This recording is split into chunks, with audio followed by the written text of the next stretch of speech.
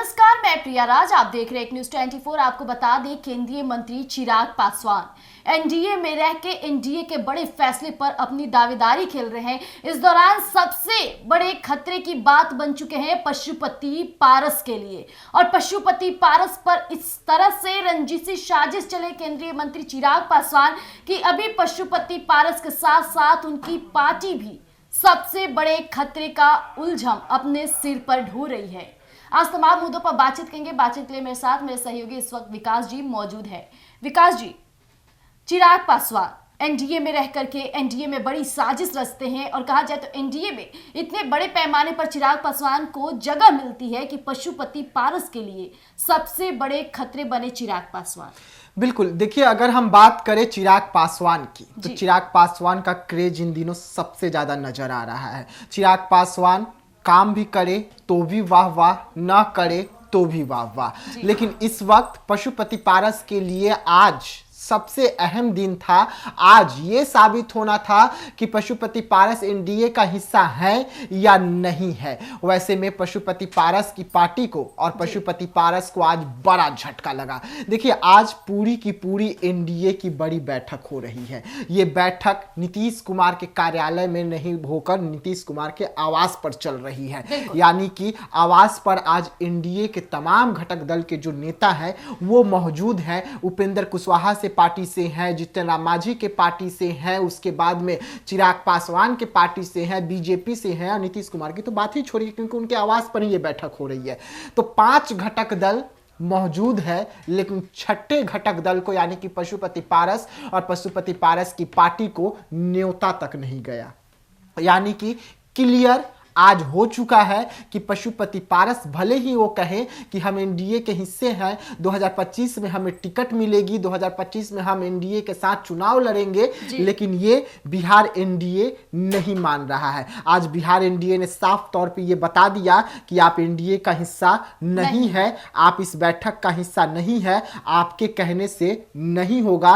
जो एनडीए का फैसला है आज सबके सामने है। लेकिन विकास जी, आए दिन पशुपति पारस का कद्दावर बीजेपी के नेताओं के साथ मुलाकात और पशुपति पारस का ये बार बार कहना है कि वो एनडीए के हिस्सा है। इतना ही नहीं, साफ तौर पे देखा गया कई बार बीजेपी के भी नेताओं ने ये बात जाहिर की थी कि जी पशुपति पारस एनडीए के हिस्सा है, उनके फैसले पर भी हम काफी सोच विचार करते हैं। लेकिन ये साफ बात जाहिर करती है कि उन दिनों चिराग पासवान बीजेपी के कई फैसलों पर अपनी नाराजगी जता रहे थे। इसलिए हो सकता है कि पशुपति पारस को जो नजदीकियां बढ़ाई गई थी, बीजेपी के नेताओं कद्दावर नेताओं के साथ मुलाकात हो रही थी, वो साफ जाहिर होती है कि बीजेपी सिर्फ चिराग पासवान पर नकेल कसना चाह रहे थे। इसलिए पशुपति पारस को लॉलीपॉप दिखाया, यानी साफ तौर पे जाहिर होता है कि पशुपति पारस को आकर्षित किए कुछ पल के लिए, और अब देखिए कि पशुपति पारस एनडीए की बड़ी बैठक होती है उसमें मौजूद नहीं रहते हैं। बिल्कुल, देखिए, अगर ये बात जो आप कह रहे हैं बिल्कुल सही है जी। उस समय चिराग पासवान का एटीट्यूड बदला हुआ था, पार्टी की रणनीति बदली हुई थी। चिराग पासवान खुद एनडीए के लिए सिरदर्द बने हुए थे। जिस तरीके से बयान दे रहे थे वो बयान काफ़ी सुर्खियों में रहता था और एनडीए की ही मुश्किलें बढ़ रही थी।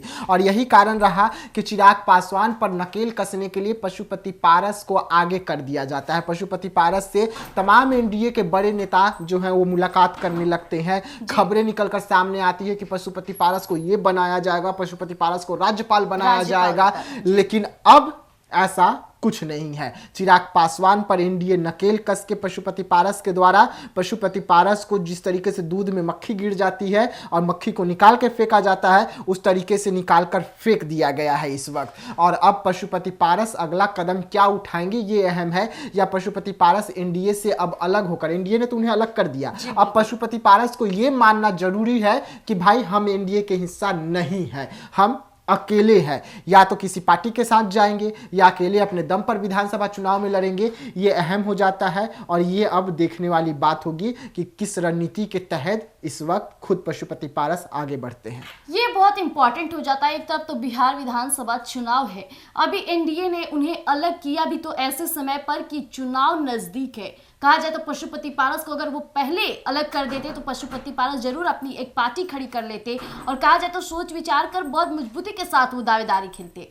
लेकिन ये ऐसा पल है जहां हर पार्टी सक्रिय हो गया है, हर पार्टी अपने उम्मीदवार, अपने प्रत्याशियों को मैदान में उतार दिया है। इस दौरान पशुपति पारस को सबसे बड़ा झटका मिला है और ये कहा जाए तो ये साजिश के तहत ऐसा मालूमात होता है, क्योंकि जिस तरह से पशुपति पारस को पहले भरमाया गया, उन्हें ऐसा संदेश दिलाया गया कि वो अभी भी एनडीए के हिस्सा है, उनसे मुलाकात लोग करते रहे और ये भी बातें करते रहे कि अब आपके पुस्ती को आगे बढ़ाया जाएगा। जिस बीच जीतन राम मांझी का भी बयान आया था कि कोई रामविलास, स्वर्गीय रामविलास पासवान जी का कोई अच्छा हकदार है तो वो पशुपति पारस है। लेकिन अब देख लीजिए कि पशुपति पारस बिल्कुल दरकिनार हो गए हैं। ये सबसे रंजिशी वाली साजिश की बात लगती है। बिल्कुल, अब देखना होगा। मैं तो बार बार यही कहूंगा कि अब पशुपति पारस के आगे खाई, पीछे खाई, चारों ओर खाई ही खाई। अब पशुपति पारस का अहम सवाल, पशुपति पारस का अहम फैसला क्या होगा, इस पर सभी की नजर बनी रहेगी, क्योंकि पशुपति पारस जो है इस वक्त एनडीए से अलग हो गए हैं। पशुपति पारस अलग नहीं हुए हैं, एनडीए ने पशुपति पारस को अलग कर दिया है अपने दल से। और अगर नहीं करती तो आज वो नीतीश कुमार के आवास पर होते, बैठक में होते और बैठक में अपनी पार्टी की रणनीति के तहत, ये रणनीति जो आज बैठक हो रही है काफी अहम बैठक हो रही है। इस बैठक में जो 4 सीटों पर इस वक्त चुनाव होनी है, उपचुनाव, उसकी रणनीति तैयार की जा रही है। साथ ही साथ 2025 में जो विधानसभा चुनाव है उसकी रणनीति तय की जा रही है कि किस तरीके से पूरी एनडीए को एक साथ उतरना है। और अगर एनडीए का हिस्सा पशुपति पारस को मानते ये सब, तो पशुपति पारस को भी उस बैठक में बुलाते। यानी कि सब कुछ साफ है, पशुपति पारस ने एनडीए का हिस्सा है, नहीं इन्हें एनडीए एक भी टिकट देने जा रही है। अब पशुपति पारस क्या कुछ करेंगे, ये अहम सवाल होता है। अब देखने वाली बात हो जाएगी कि पशुपति पारस का अगला कदम क्या होगा। जैसे कि एनडीए ने उन्हें दरकिनार कर दिया, हालांकि बीच दौरान में आपने देखा होगा कि पशुपति पारस का कद्दावर नेताओं के साथ मुलाकात होती रही थी। ये साफ जाहिर होती है कि केंद्रीय मंत्री चिराग पासवान को सिर्फ सबक सिखाना था, इसलिए पशुपति पारस की नजदीकियां बीजेपी के कई कार्यकर्ताओं, बड़े नेताओं के साथ हुई। लेकिन अभी बात साफ है, एनडीए का हिस्सा नहीं रहे पशुपति पारस। अब देखने वाली बात हो जाएगी कि क्या वो अपनी पार्टी खड़े करेंगे, अपने लोगों को शामिल करेंगे और किन लोगों को शामिल करेंगे, ये भी मुद्दा रखता है। तब तक के लिए आप यूं ही बने रहिएगा एक न्यूज़ 24 पर। धन्यवाद।